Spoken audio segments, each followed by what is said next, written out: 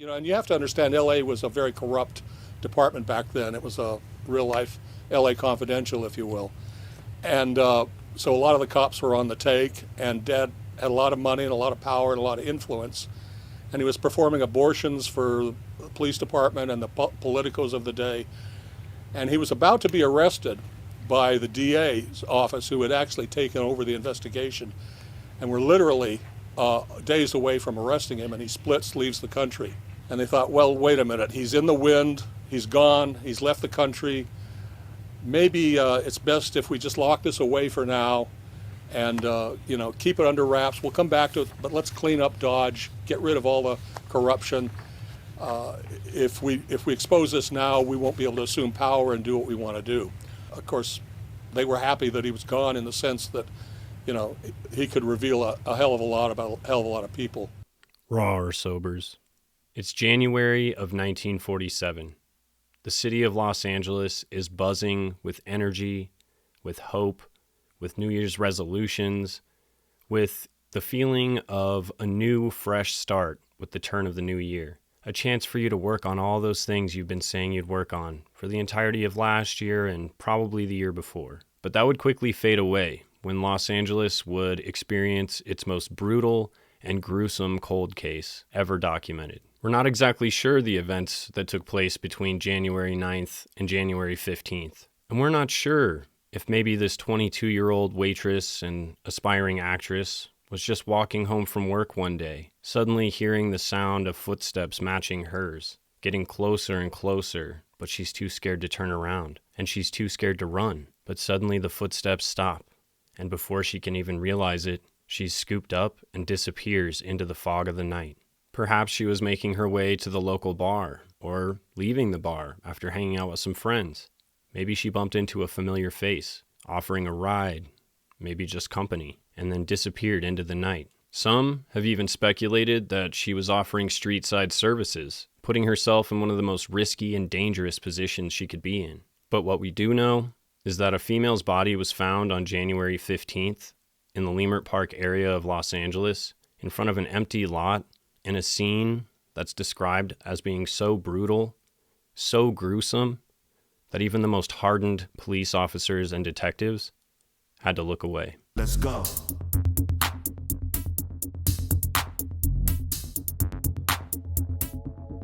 Alcohol.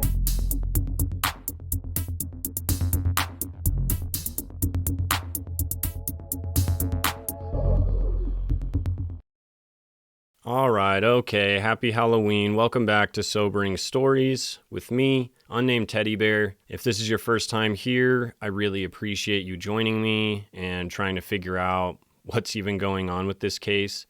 If you're a returning subscriber, sup sobers. Before we dive in, I just wanted to give a huge shout out to Sean Atwood's channel for bringing me on as a special guest, featuring me on their channel. They had me on doing a live stream conversation a couple days ago.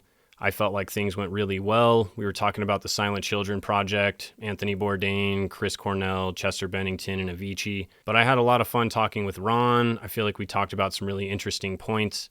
And I'll go ahead and link the video in the description of this video. If you haven't seen it, go check it out. We plan on doing future conversations, future collabs. They've already invited me back for November, so keep your eyes peeled for more of that. Check back every single day to see what's going on the Sobering Stories YouTube page. Every day. And I'm going to try and get better about posting more shorts and giving you guys some more content so you have more of a reason to come back every day. But anyways, I really appreciate you guys, and I just really want you to know that. And I really appreciate all of the folks that came over from the Sean Atwood channel and gave me a chance. That was super cool. But even more so, I want to give a huge shout out to all of the sobers that were in the comments, just literally hyping me up so hard.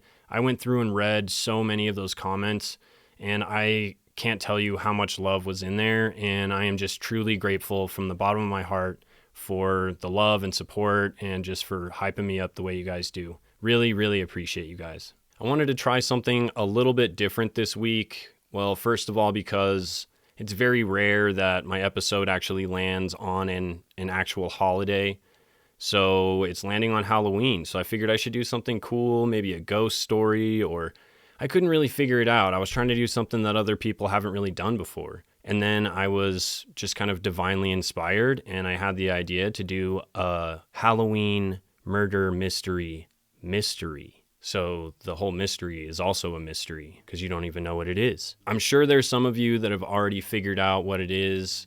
If that is you, make sure you've dropped it in the comments that you figured it out already. But if that's not you, drop it in the comments when you do finally figure it out, or if you think you figured it out, and let me know exactly what it was that gave it away. This beautiful young lady was born on July 29th, 1924, in a small suburb of Boston, Massachusetts called Hyde Park. It was an area mostly filled with mill workers. Her mom was a bookkeeper, and her dad was a retired Navy veteran who had taken a hard change of direction and started building miniature golf courses with his own business. Now, money was already tight for the family. They were eating canned beans and really rationing things. That was all leading up to the Great Depression. Things would take a real dark turn for the family once the Depression hit in 1929. Unfortunately, the business would collapse. There's not really a need for people to build miniature golf courses if there's nobody playing miniature golf because, well, they don't have money. Though things were tough, this young lady and her 4 sisters said that they came from a loving home with lots of laughter, where they had dreams of eventually doing something great and getting themselves out of the situation they were in, which is what makes it even more tragic when a telegram arrives at the family's front door, which says that their father's car was found unoccupied on the Charlestown Bridge. No note, no sign of him, and from what they could deduce, he either slipped into the Charles River or decided to go in himself. His body was never recovered. Mom burns this telegram up in the sink, never to speak his name again. The sisters, all left without a father, heartbroken and sad with the thought that their dad just swept away in this Charles River, a wound that would last for the rest of their lives. And unfortunately for this young lady, the first of many tragedies that would occur in her lifetime. 7 years later, at the age of 13, she's checking the mail and finds a postcard, unmarked, from California, and all it says is, "I couldn't face the war, but I didn't die." Immediately, her mom grabs this postcard, shreds it into a bunch of pieces, and throws it in the sink and lights a bunch of those pieces on fire. Once her mom goes away, she grabs all those little pieces that are left over, and she pieces them all back together with tape, and she holds on to it. This is hope. Her dad's still out there. Either that or somebody's playing some sort of sick game on her, because that's crazy. It's messed up. Days, months, years even go by before another communication is sent. This time, an apology letter to the entire family, but especially to the mom, for just completely bailing. He mentions he's working at the Mare Island Naval Shipyard, says that he has amazing regret and wants to make things right. Now, you might expect the family to have said, "No, we don't want anything to do with you." But this young lady at the age of 18 years old sets off to Vallejo, California to try and find her father, her supposedly dead father. And I mean, if this dude can fake his death, then why can't any of the other people we talk about fake their deaths? This dude was just a dude, and he was a poor dude at that. Her main goal was to re-spark and rekindle a relationship with her dad, who she thought was dead, but she also had dreams of becoming an actress, so getting her closer to Hollywood didn't seem like a bad thing. Now, this young lady was absolutely stunning. She certainly had the looks to be an actress, but she did not have any talent in that industry, and she didn't have any connections either. So it's really hard to break into Hollywood when you don't have acting skills or connections to help get you some sort of role or get you in front of the right people. Rejection letters are piling up. Her hope of becoming an actress is slowly dwindling. She's working as a waitress at these dime a dozen diners, really not going anywhere and not seeing the success that she thought she was going to see. She had moved to California with such promise, such hope for the future, and yet all of those dreams were seeming to crumble around her. And to make things even worse, her relationship with her dad never improved. Things were distant, and things got sour real fast, to the point where she ended up moving out very quickly within the same year. So she hopped on a Greyhound bus, made her way down to Santa Barbara, While she was down there, she met a United States Army sergeant.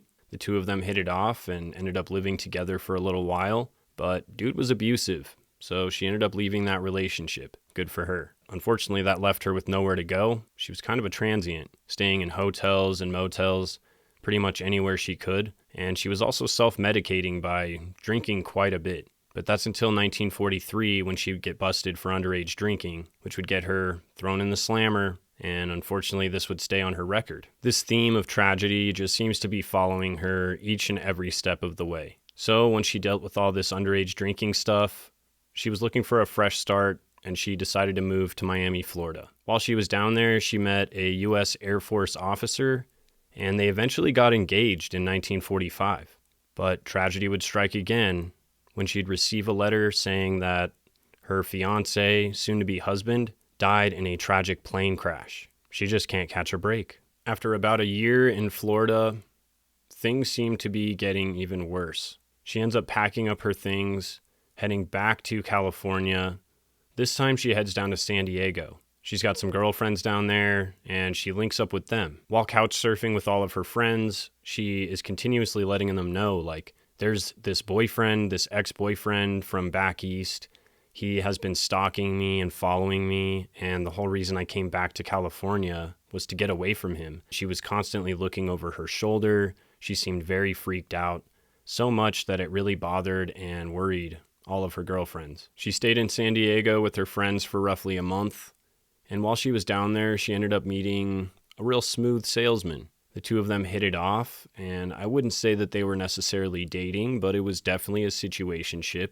Unfortunately, the guy was in fact married. After couch surfing for like a month, she'd pretty much worn out her welcome at her friends' houses, so she was looking for a new place to go. Where's she going to stay? So she decided if she's going to continue pursuing her dreams, she should go back to LA. And everything's better in LA.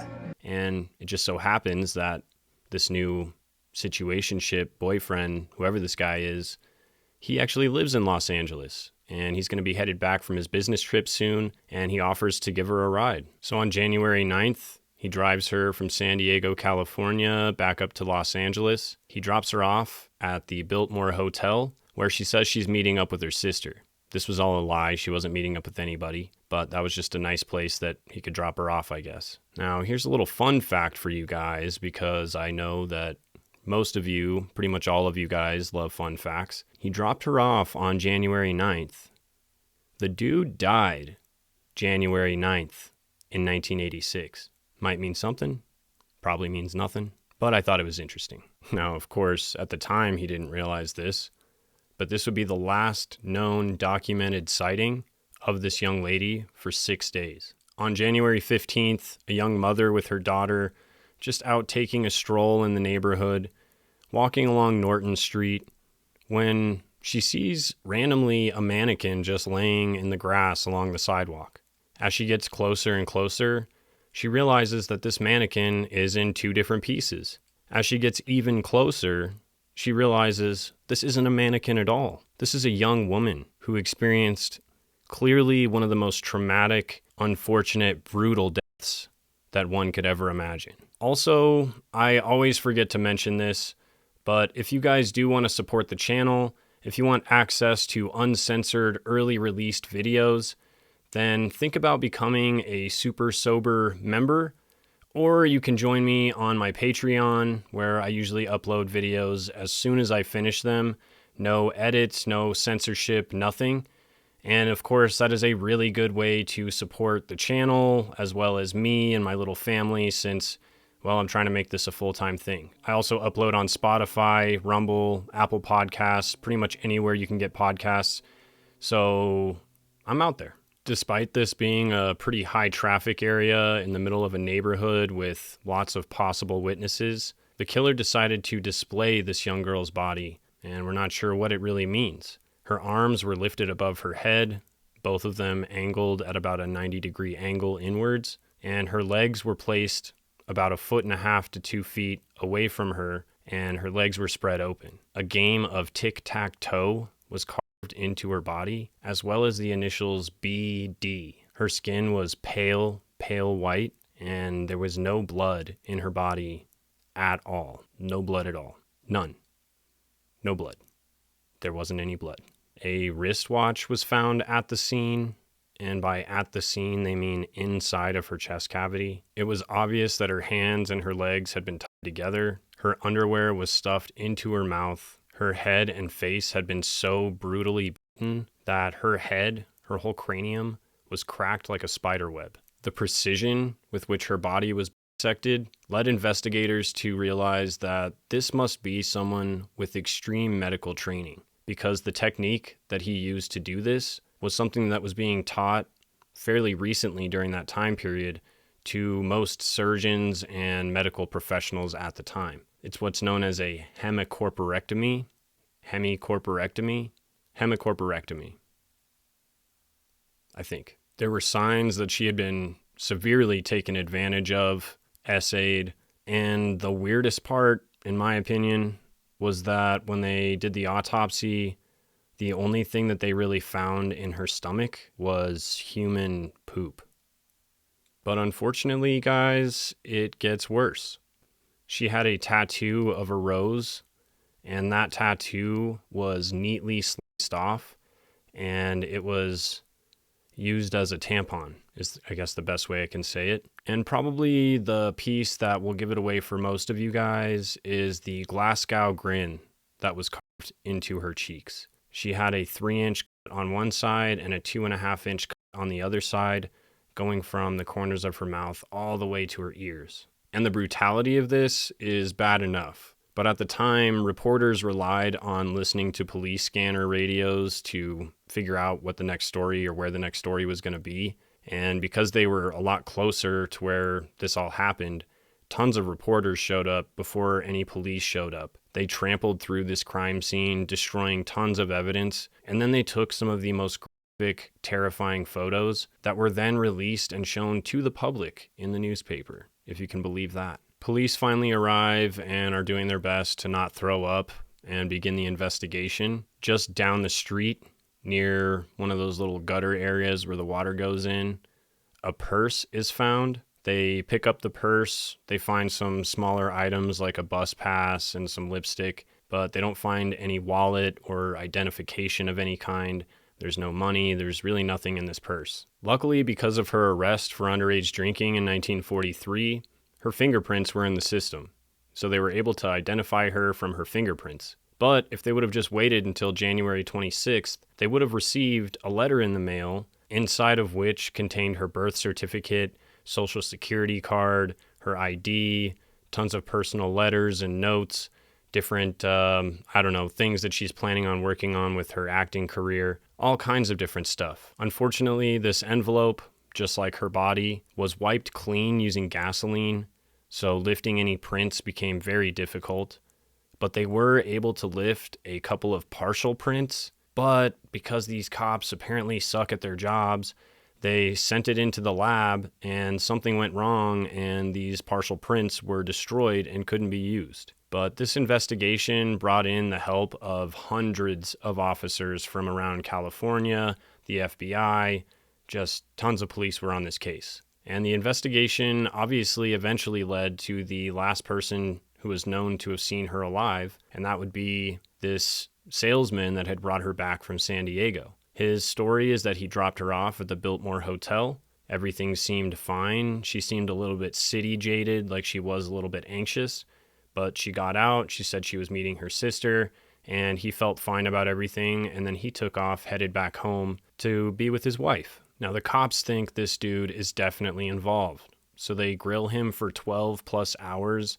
Things get physical, and it eventually gets to the point where they ask him if he'll agree to do a lie detector test. He agrees, and though he's extremely drowsy from 12 plus hours of interrogation, he passes with flying colors. So he's released, and the investigation continues. Adding an extra layer of WTF to this thing, 6 months after he's interrogated and released, this guy is found unresponsive in a bathtub at a motel, unfortunately, by his own hand. Things with his marriage seemed like they were going to be fine, but he said he couldn't stand the intense guilt that he felt just having been the last person to see this young lady alive. The only reason we really know this is because there was a letter left behind. This letter was released to the public, but then the letter was completely destroyed, never to be seen again, which is a bit peculiar. Now, to this day, over 500 people have claimed responsibility for this horrific, brutal attack. Obviously, none of them were credible enough or believable at all to the point where they still don't have a suspect. But there are two main suspects who have only gotten more suspicious as time has passed. The first of which was actually a bellhop from the Biltmore Hotel, where she was last seen at. This bellhop was actually freshly released from prison for money laundering and some other, white-collar crime stuff. And he also had trained underneath a mortician as a mortician's assistant, so he would have had the necessary medical training to have bisected this young girl the way that he did. One of the most puzzling pieces of this investigation was the fact that there was no blood found. No blood whatsoever, which led investigators to believe that this was actually carried out at a second location.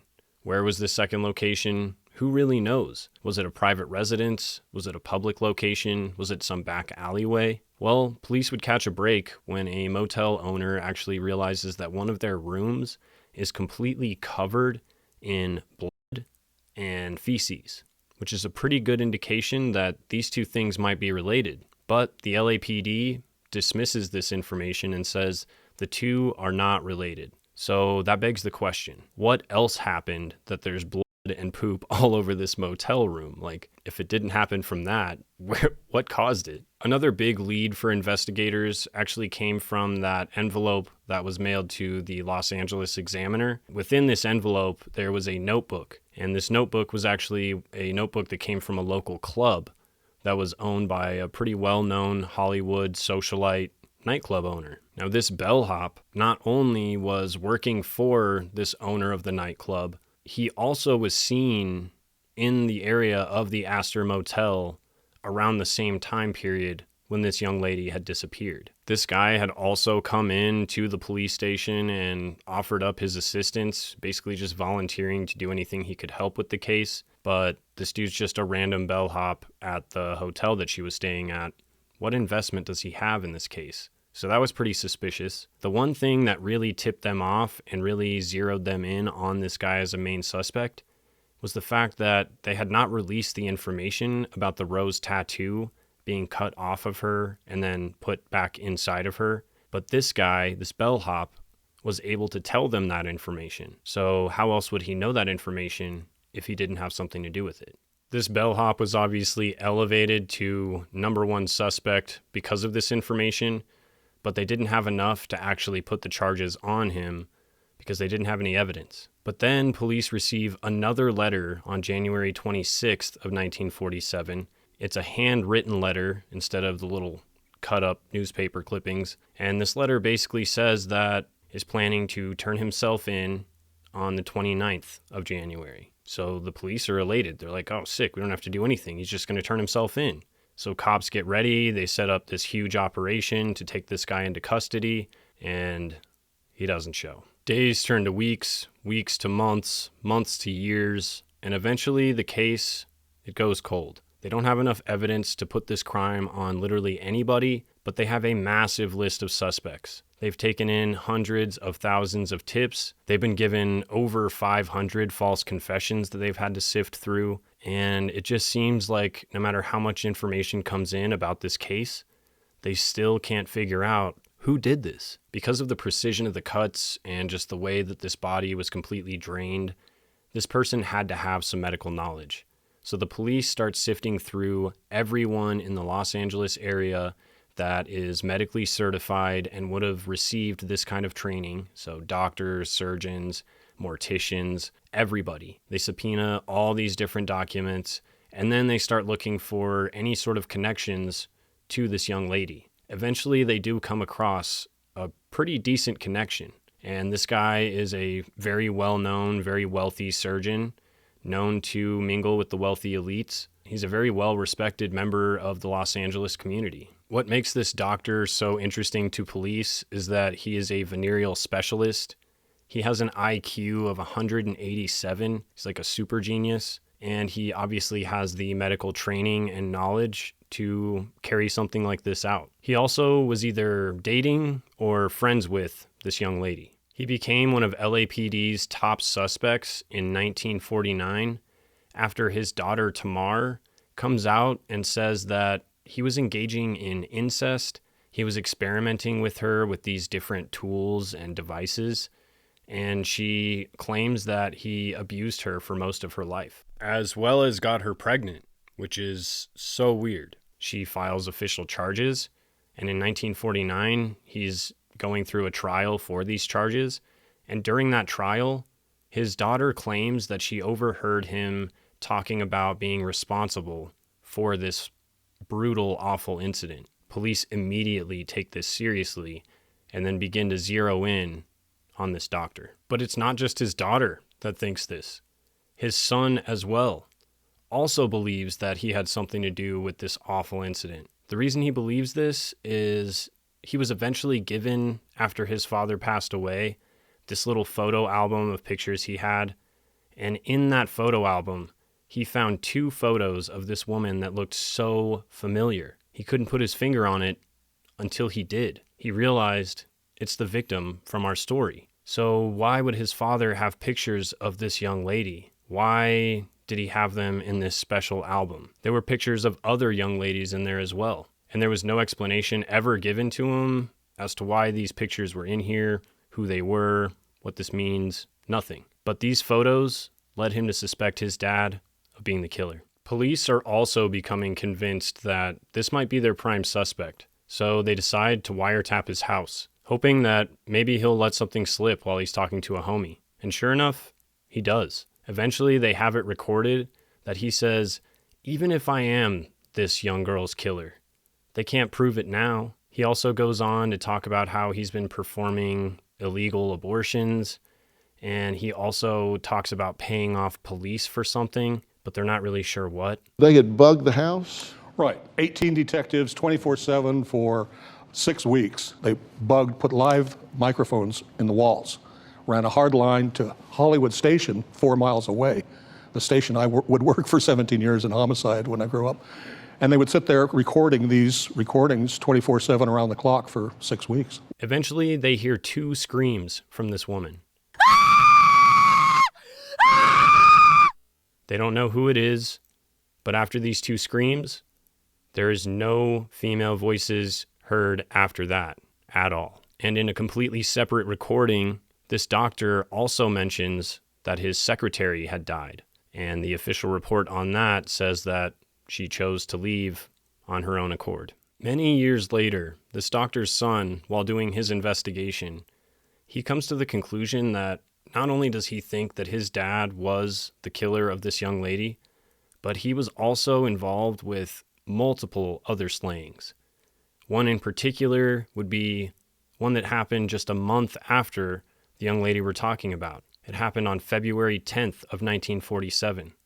Very similar circumstances, body dumped along the side of the road, and on the body, written in red lipstick, was the words F-U, and then the letters B-D, just like the carvings that were on our current victim's body. Now, during his investigation, he decides that he's going to do a handwriting analysis because in 1947, the Los Angeles Examiner had received a handwritten note from this supposed killer. So he wanted to take that handwriting sample and compare it with some notes from a journal that he had gotten from his dad after his dad had passed away. He sends it off to an official handwriting expert, and they come back saying that the 2 handwritings are identical. Even more convincing is that the way that his dad writes his letter D, it's like overshooting the little bar, going way around it. It's very Pacific, very unique, and it's not typically how people write their Ds.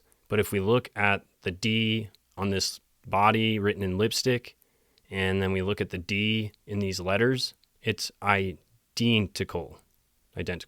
The other piece that's fairly interesting about this is that his secretary also passed away within the same time period. So there's now 3 separate slayings that all seem to be connected through this doctor. This doctor's secretary would have been privy to some very crucial information, very incriminating information. She was not only a witness in the 1949 incest case, but she was also privy to some of the conversations that this doctor was having in which he implicated himself in this murder. Then, conveniently, she turns up unresponsive, and it's ruled that she did this to herself. The same exact story as the salesman that brought our victim back from San Diego to LA. He also did this to himself. And then our other suspect that we were talking about, the bellhop, he also, in 1958, is found in a bathtub.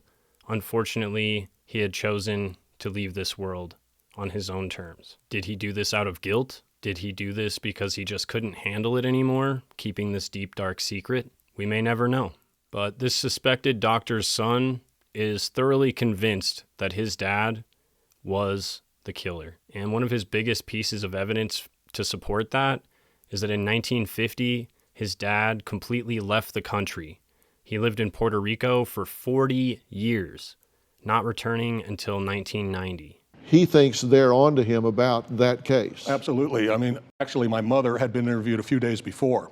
And he left the country a few days later. Yeah, she goes, tells him, hey, the police have got photos of you and the girl and stuff, and they interviewed me, and he splits. He leaves the country at that point. He says that he was leaving to escape the bad reputation he had gotten from the incest trial, because even though he was acquitted, that reputation is not going away. Couple that with the allegations of him being involved in this murder, he doesn't have any reason to stay. But he blazes out, and not just out of the state, out of the country, which is pretty suspicious. After starting a new family and basically a new life as a physician in Puerto Rico, he returns in 1990 back to San Francisco.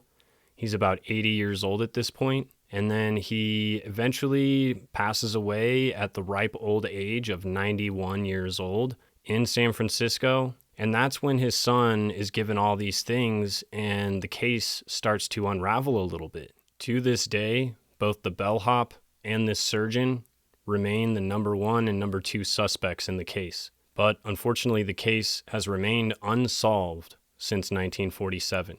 But this doctor's son, with all this new information, this new motivation to see if his dad really was responsible for this, they decide to take a look at the soil in the backyard of the home that he would have lived in at the time. Not only did this home have a basement with a drain in it, think about that, but police canines were brought onto the property to sniff out any indication that human remains were ever there on the property. And the dogs indicate that there was in fact human remains at some point or currently at that property. And it isn't until a couple of years later they're actually able to forensically analyze this soil to determine if there is proof there is human decomposed bodies in this soil, basically. Come to find out, there is in fact proof that human Pacific decomposed remains were found on this property. Ready to work? Let's find. Buster indicated finding the scent of human remains in the alley behind the house. Now we know from cutting-edge lab analysis of soil samples, Buster was right. Soil came up positive for human remains. And we know that because there are a number of human-specific markers. This doctor was also known to have real close friendships and ties with the local police department because he ran around in elite circles and likely donated to the police department, was at different functions where they were supporting the police. He was just buddy-buddy with different officers on the force. In fact, the week of this young lady's disappearance, he was seen at a party, like a police get-together party, hanging out with all of these officers. So was there some sort of cover-up involved, especially taking into consideration how poor this investigation was, how much evidence was tainted by all of the reporters coming in before the police made it, and they didn't even make the link between these three murders / unalivings that happened within months of each other. And yet, the evidence that they were linked seems pretty obvious and pretty clear. But I want to know what you guys think. I want to know if you figured out who we're talking about yet. And I also want to know, do you think it was the surgeon? Or do you think it was the bellhop? Or maybe it was somebody completely different outside of anyone we talked about. Drop it in the comments. At 78 years old, this is one of the oldest and most brutal cold cases in American history. And I think the reason that this case has never died, people have not lost interest in what happened, is because they want to know who could be so deranged, so depraved, who could be such a monster to do the insane, unthinkable things that were done in not only the red lipstick murder, but also the murder of the Black Dahlia, Elizabeth Short. That's the stuff nightmares are made of, you guys, literally. But that's all I got for you guys this week. I really appreciate you guys chilling, hanging out with me. I look forward to doing this again with you guys next week for another one. But until then, I hope you guys sleep safe. I hope you stay sober. And remember, only you can prevent forest fires. Later, sobers. Let's go.